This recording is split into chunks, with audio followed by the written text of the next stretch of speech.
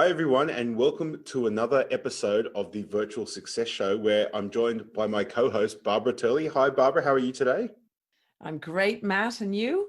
Yep, going really well, really well. Very excited to see we're coming out of lockdown through this pandemic that we've been going through, and life is starting to get back to some form of normality. How is it on the? I'm in Australia today, and you're in France. How's it? How's things over in your neck of the woods? Well, I'm just excited too, Matt, because the restaurants are opening this week. So, we're slowly opening up, but we can finally have a glass of wine somewhere else other than our house. So that's got to be a good thing. So, but yeah, very slowly opening up, everyone wearing masks where we are. But I guess that's the right thing to do for now. But good to see us all opening up again. And today's show, I wanted to actually spend some time interviewing Barbara because we've been having a few conversations recently off air. And one of the most interesting things that we've been talking about is the recruitment process and the hiring of VAs and how Barbara and her team are doing that process at the moment. But I guess not just about the process around, I guess, the numbers behind how many VAs or the like you've got to go through or interview to get to a diamond. And I wanted to share that with everybody today because I think it's an area of business that so many business owners struggle with, which is hiring, let alone hiring their VAs. So I wanted to spend some time just getting Barbara's insights and sharing that with you all today.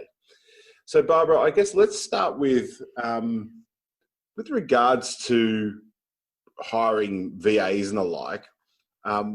What is the sort of process? Is it do you just follow a traditional recruitment process, or are you doing something a little bit different to test and find the right people?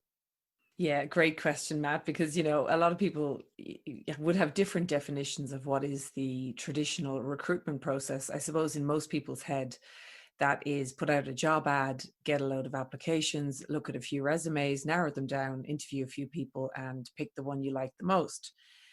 Over the years, you start off doing that, but really, and I know we did a full show on this, you and I, before, where I dissected our recruitment process, and it is a lengthy process that we go through that involves a lot of metrics, and it is we only bring in the relationship piece at the very end of the process. So what I mean by that is we don't even interview people until they've jumped through about 10 different hoops and we've tested them in certain areas, and only at that point are we sort of saying we're interested in meeting with them and having a chat. And interestingly, 50% of people still fail at that stage, even though like the majority have already fallen at the other hurdles that we've set along the way. And still in that interview stage, 50% of people will fail right there. So it's very difficult. And I think for many business owners, just even the thought of 10 steps before you get to an interview, they'd be probably sitting there going, I don't have the time for that. Why such a lengthy process, Barb? Well, in my experience, if you want to get, everyone says they want to hire A players, but in order to find a true A player, it's like you have to kiss a lot of frogs, right? Because you don't know the people applying for jobs, depending on the level of role that you're looking at. But when we're recruiting for VAs, for example, it's not a lower level job, but I mean it's not a leadership position. It's not the pool is large. So depends what rank you're going for in a company. But when you're looking for a kind of a rank and file sort of position, where the masses might come and apply, and especially if you're saying that you offer training, like for example the way we do, you're going to get people who are switching industry and that sort of thing happening. So in our experience, to try to find the A players they don't often walk through the door with the correct color coat on, if you know what I mean. So you have to you can often find diamonds in the rough, and you have to be able to look past certain things so that you might find the diamonds that you're looking for. I hope that makes sense. It's a difficult thing, and really metrics is the way to filter it fast, is to filter a lot of people down to the people you actually want to speak to. Yeah, it's so interesting. Like, you wouldn't think something like recruitment would come back to metrics, but the numbers don't lie in any area of business. And I think that's the key. And the only way to get a set of metrics like what you're talking about is through spending a lot of time and having a large data set to be able to produce that. Well, if you think about it, Matt, as well, I was just thinking there, the majority of people, the majority of businesses spend little or no time or, scant time on recruiting. They might pay an agency, they might spend, but really is it a department within the business? Usually not, unless you're a very large company. But if you think about it, the people that you're bringing in and allowing to walk through the door of your business, if you put as little energy into your account, your finance area, or your delivery of product or sales, or your marketing area, as most businesses do in the recruitment area, your entire business would fail. So in the virtual hub, recruitment is like one of the linchpin departments where we say to ourselves, every time we see a problem within the company, even if it's like after 2 years of having the same employee, we actually look back and go, we look back at all their recruitment testing and all of the notes that we took through the entire process, and we try to figure out whether we should have seen that or whether we can recruit that out in future. That's how much energy we put into it. That's brilliant.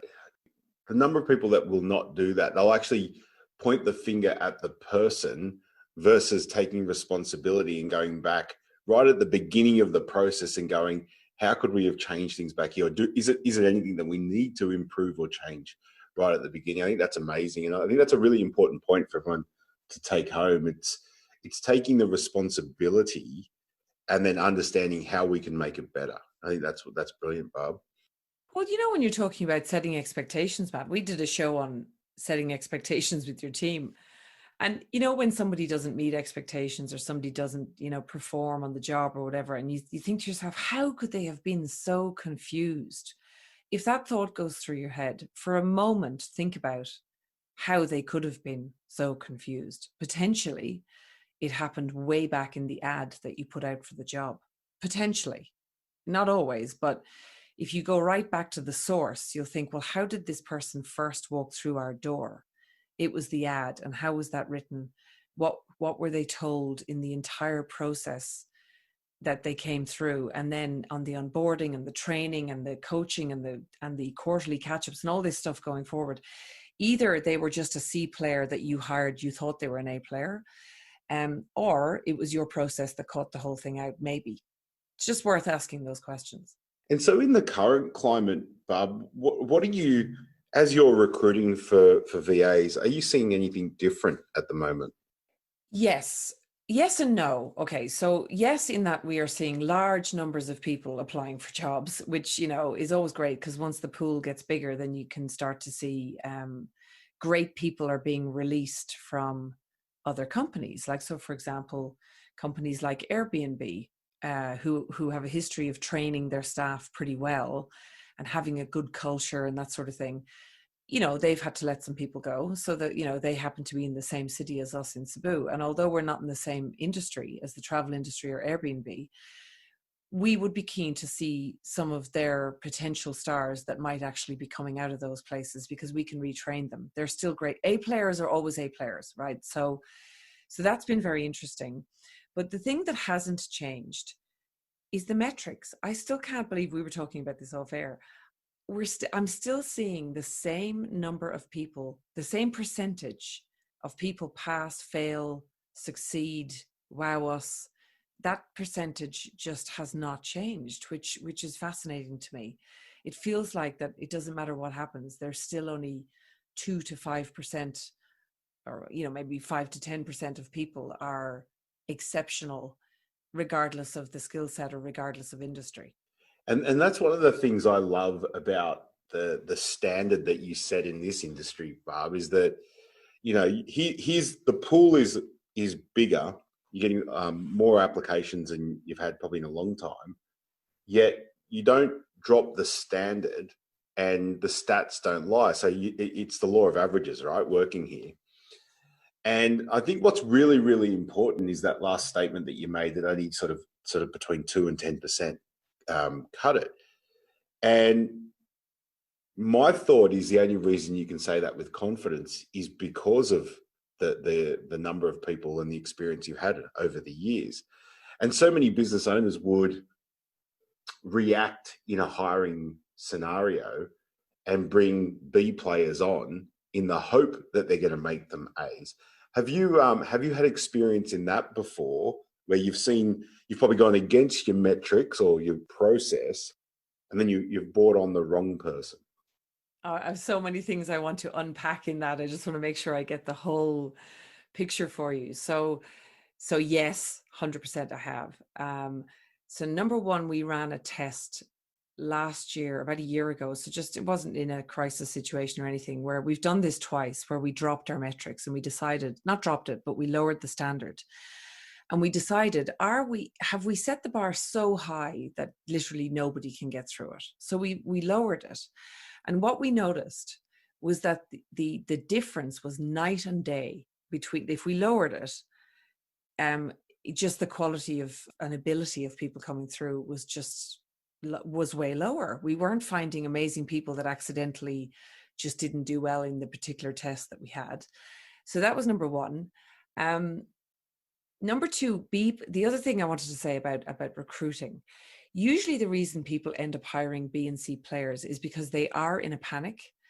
They don't hire strategically thinking forward. They hire when they need somebody. And that means that you go out and you got to get it done fairly quickly. Recruiting and sort of employment branding is something that you need to have as part of, well, some companies are very small, so they don't really need to have it all the time, but you need to be constantly scouting and constantly looking for talent, because sometimes talent comes along at the wrong time.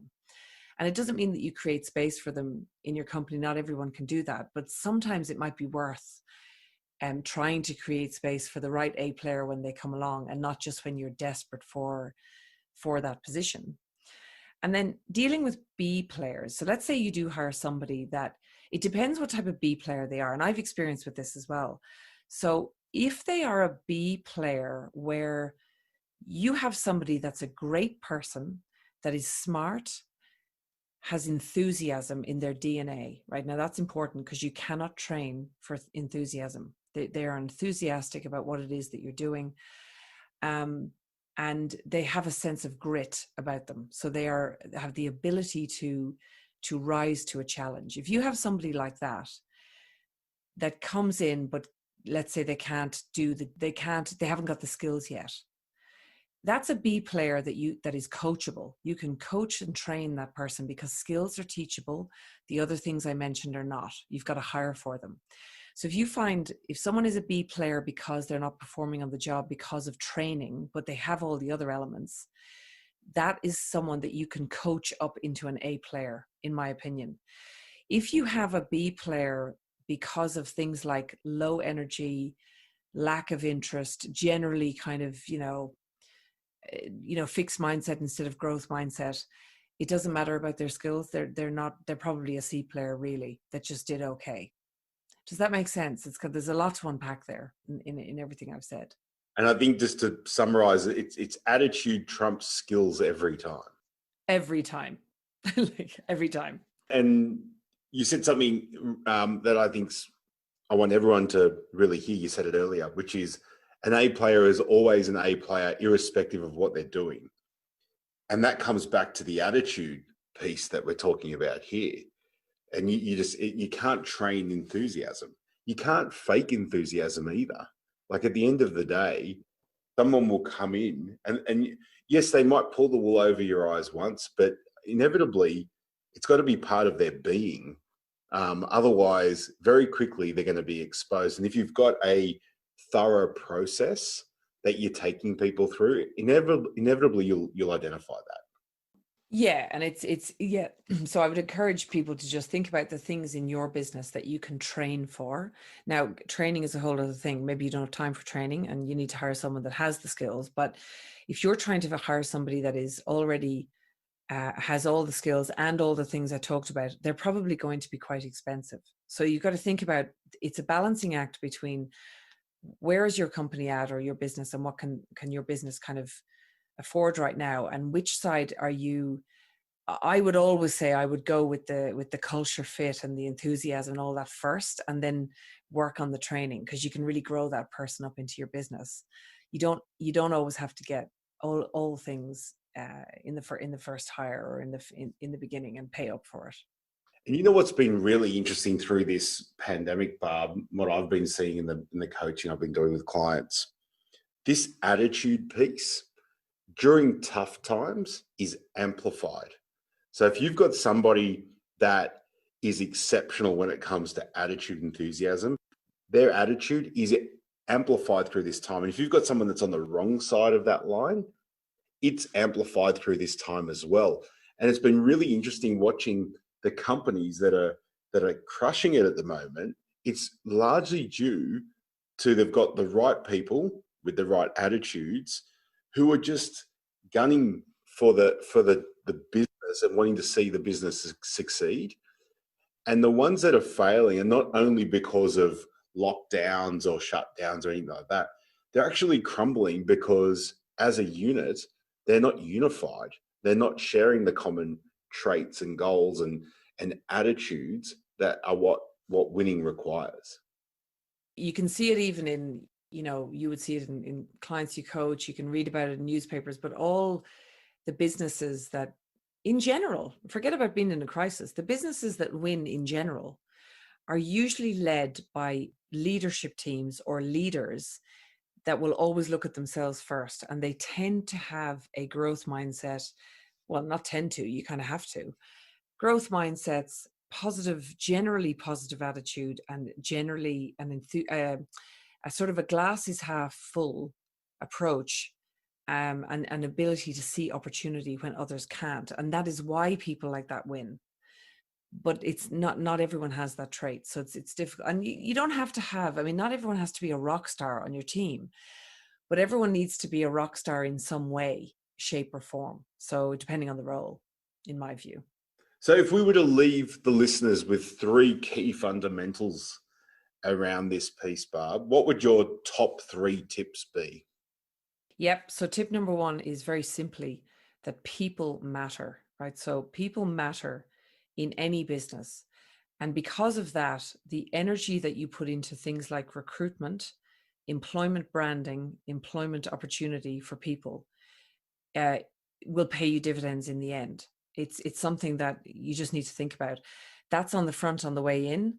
The other thing that, with people matter is thinking about the journey that somebody's taking with your company. That matters too, to them. So people matter. It's important to have a people focus within any business. And it is time consuming and it's a bit tiring, but people matter.